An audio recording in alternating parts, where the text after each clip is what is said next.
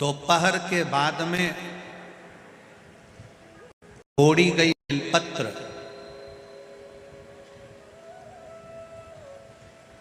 दोपहर के बाद अगर हम बेलपत्र को तोड़कर शंकर भगवान को समर्पित करते हैं तो शिव उसे स्वीकार नहीं करते। फूल सूर्य की किरण निकलती है, प्रकाश थोड़ा सा हो जाता है, थोड़ा सा उजाला हो जाए और रात्रि सूर्य अस्त के पहले पुष्प को हम तोड़ सकते हैं, फूल हम तोड़ सकते हैं। बेलपत्र सुबह से लेकर दोपहर तक हम तोड़ सकते हैं, पर दोपहर के बाद में बेलपत्र को नहीं तोड़ा जाता।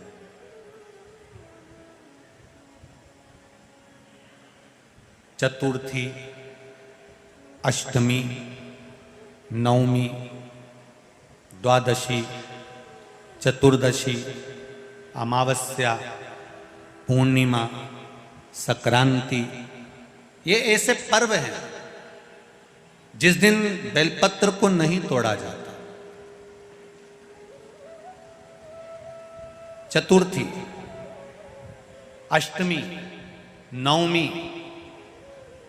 द्वादशी, चतुर्दशी, अमावस्या, पूर्णिमा, संक्रांति, ये वो पर्व है जिस पर बेलपत्र को नहीं तोड़ा जाता। पुरानी बेलपत्र 1 महीने पुरानी भी रखी है।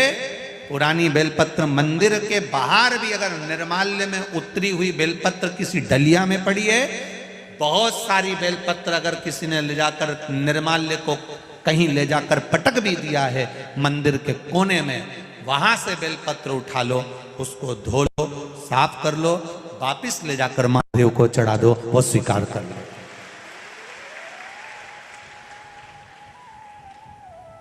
पशुपति व्रत कर रहे हो, चतुर्थी पड़ गई, अष्टमी पड़ गई, द्वादशी पड़ गई, बच्चों से मत कहो कि बेलपत्र तोड़ कर लाओ। बच्चों से कहो जाओ शंकर जी के मंदिर में कहीं डलिया में कहीं एक आध 2 बेलपत्र भी, 1 बेलपत्र भी अगर कहीं साइड में पड़ी हो, उसको उठा लाओ, धो, बाबा के थाली में रख लो और पशुपति व्रत पर भी चढ़ा दो।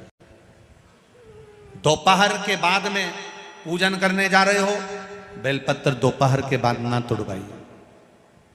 फूल सुबह प्रकाश होने से लेकर रात्रि को, शाम को जब सूर्यास्त हो उसके पहले फूल आप तोड़ लो, मना नहीं है, दिन भर का समय आपके पास है, पर रात्रि में फूल नहीं तोड़ा जाता।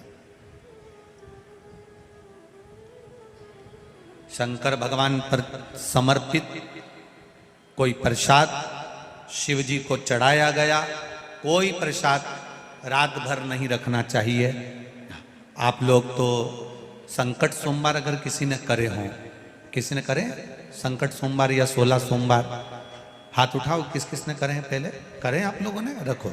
जो लोग 16 सोमवार करे हुए होते हैं, संकट सोमवार करे हुए होते हैं, उनको मालूम होता है, उनके स्मरण में रहता है कि संकट सोमवार का जो प्रसाद होता है उसको रात भर नहीं रखते। उसका कारण स्कंद पुराण में भी कहा गया, उसका कारण शिव महापुराण में भी वर्णन किया गया। शंकर भगवान का प्रसाद, शिव जी का प्रसाद, अगर जितना जितना अंधेरा बढ़ते चले जाता है, जितना जितना रात्रि होती चली जाती है और दूसरा दिन अगर लग जाता है, तो उस प्रसाद पर आपका हक नहीं रहता, उस प्रसाद पर फिर चंड का हक हो जाता, फिर उनके गणों का हक हो जाता है, फिर आपका हक समाप्त।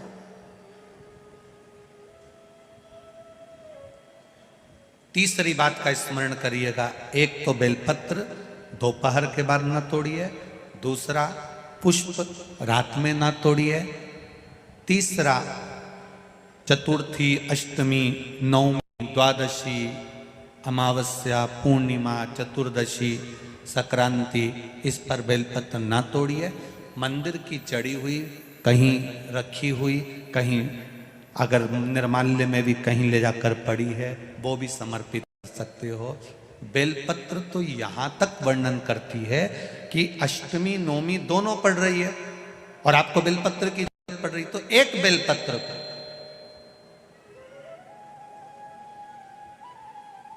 आप एक बेलपत्र को या तो वस्त्र में संजो कर रख लो, रख सकते हो, संभाल के रख लो, ना बने तो तुम्हारी जो पाठ पढ़ने की पुस्तिका होती है, जिसको तुम भजन गा लेती हो, पढ़ लेती हो, राम रक्षा स्तोत्र, हनुमान चालीसा, गोवर्धन चालीसा, जो पढ़ लेती हो, उसी में रख लिया और वही बेलपत्र वापिस हमको प्राप्त हो गई। हमने वही शिव जी को वापिस चढ़ा दी और उससे हमको फल की अनुभूति प्राप्त हो गई।